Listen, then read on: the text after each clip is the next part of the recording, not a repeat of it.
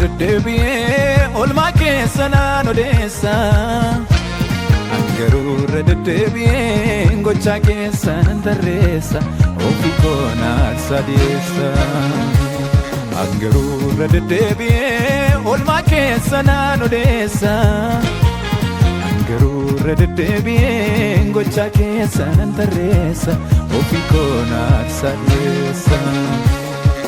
Simbaif ne ko bante tawala ko Jesus nagaa ko sejjera mana ko Garre dura ko te humna mali qaba Akkamtu goote tamakaa keenal qaba Jesus nagaa ko Jesus nagaa ko Jesus nagaa ko Jesus nagaa ko Jesus koda ko Jesus koda ko Jesus koda ko Jesus koda ko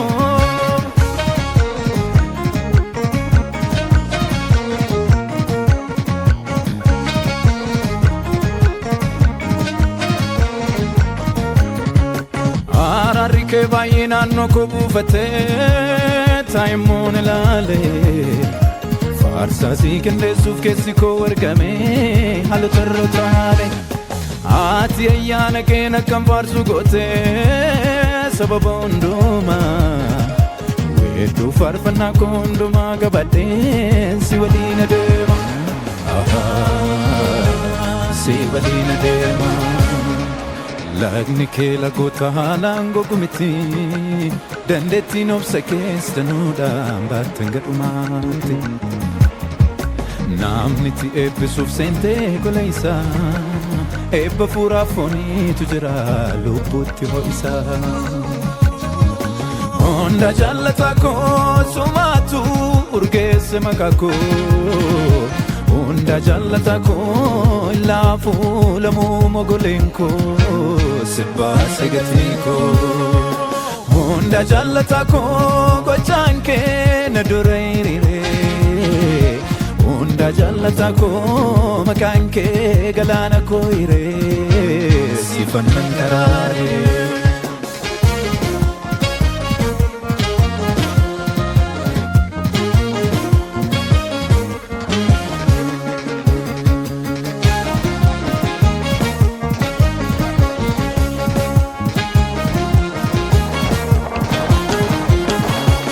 Milli koo gufannee natti dukkanoomne Utuu ati jirtu waan seenaan qabbanne Naannamee barbaadee kan akka kee gaarii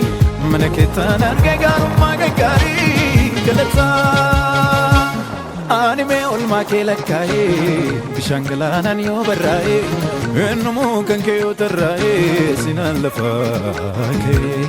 Ani mee olmaa kee lakkaa'ee Bishaan galaanaan yoo barraa'ee Ennumuu kan kee yoo tarraa'ee Sinaan lafaa kee